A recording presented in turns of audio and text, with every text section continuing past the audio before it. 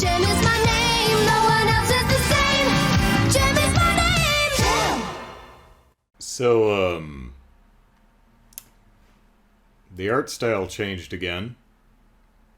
I mean, not radically. Same artist.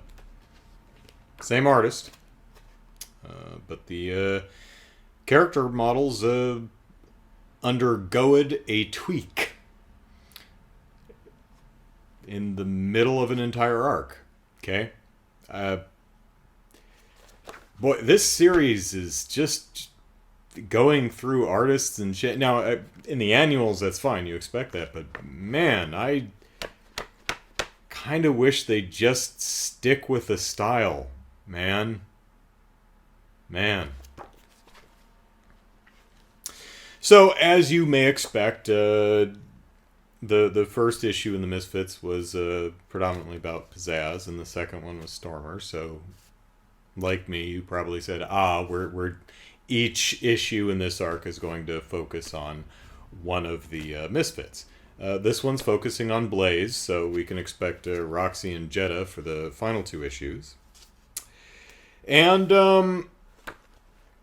so the girls are still,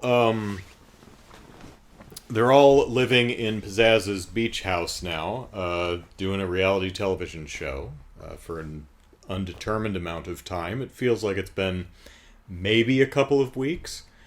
And they finish rehearsing. They're very happy with their sound. They're like, yeah, we've finally got it. We're back, baby. And Blaze says, okay, cool, I got stuff to do, bye. And it's like, Blaze, dear heart, you seem to have somewhere to go a lot lately. Where you going, kiddo? Nowhere. I'm not going anywhere. Just places and things and places. Bye! So, Blaze has her own band on the side. Ooh, drama. Which, makes sense. Blaze, as she articulates towards the end of this issue, she loves the Misfits, but her dream wasn't to be a misfit. As much as she genuinely loves it, her dream was to sing for the Misfits. Now, I would assume she does at least some backup. It's, there's some harmony backup parts, I would assume. But she wants to front a band. She wants to be a lead singer. That's her dream. And that's why she started her own band in secret.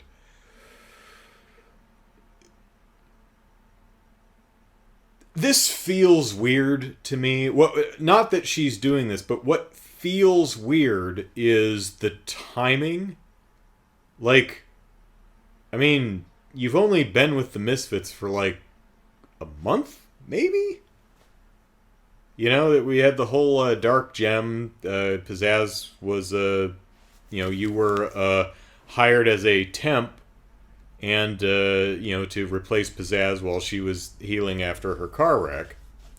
And you did that, and then they kept you on as a lead guitarist.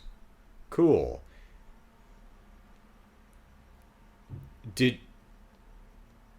It feels like what they're saying is she started this other side project, this band that she's fronting, while she was with the Misfits.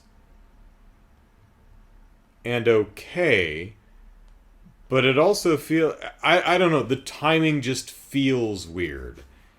This is another thing that, while it's a cool idea, and it's an interesting bit of character, especially when we get to Pizzazz's response, there's a lot of room for drama, but it feels like another thing that was just, wouldn't it be a neat idea if, Blaze thought about leaving the Misfits to start her own band? It's like, yes, but it feels like way too early to do that arc, right? I mean, she's a brand new member.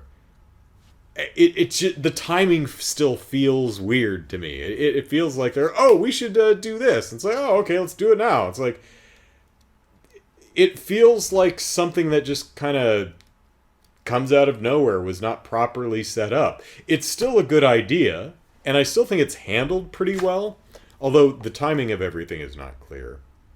The impression I got from Blaze, and maybe this is just me misreading, was she didn't, this was a 1 in a million shot that suddenly landed in her lap, and she got it. But apparently she knows other people that she can just, start a band with. Which is great. It's just not the impression I got. I got the impression of someone who dreamed of music but didn't know where to start and didn't know anybody, or maybe knew a couple people but could never get them together. No, apparently that impression was wrong. She seems to network just fine and start her own band. So good on her. It's just the timing feels weird. It feels like this is landing at not the correct portion of the story. So anyway, she goes back to the beach house. Oh, there's a price sticker on the back here. Goes back to the beach house and talks to Pizzazz away from the camera crew, so they don't hear any of it. Which makes me wonder, what even is the point of the camera crew? They don't really even factor into this one, but whatever. We'll see how it plays into the final two issues. So she goes to Pizzazz. Oh, Luna Dark. We remember her from the TV show. She runs into her in a grocery store or something and fans out. So she goes and talks to Pizzazz, and who's wearing a shirt earlier in the show that says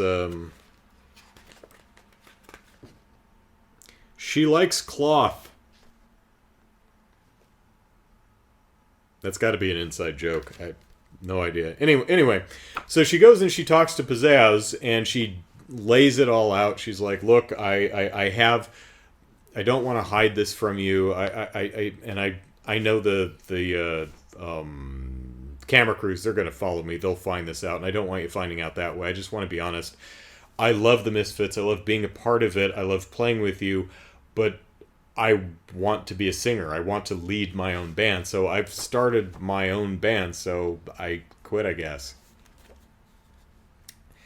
And Pizzazz handles it like a mature adult. She says, "Why not both?" She says, "Yeah, you are a lead singer, but you're not the lead singer of the Misfits. I am. But I would expect you to, you can have a side project. You can do two things at once." She says, "But you're part of our family now, and there's nothing in the world like being a misfit. We need you, and you need us. And someday, when you're ready, you'll move on. Because as great as it is to be a misfit, there's also nothing like singing in your own band, making something that is really yours. I should know, because I built the Misfits for that same reason. It's the only great thing I've ever done." So it's interesting that Pizzazz looks at Stormer and can't help but feel the biting sting of betrayal whenever Stormer is canoodling with Kimber. But she's very accepting of Blaze doing her own thing with another band. Don't know what conclusion to draw from that. I'll have to give it a think, but it's an interesting dynamic to Pizzazz's character. Still just an absolutely fascinating character in this run of comics. So, all right, that's Blaze Down and Pizzazz and Stormer. So Next time, we'll take a look at either Jetta or Roxy and see what they're up to.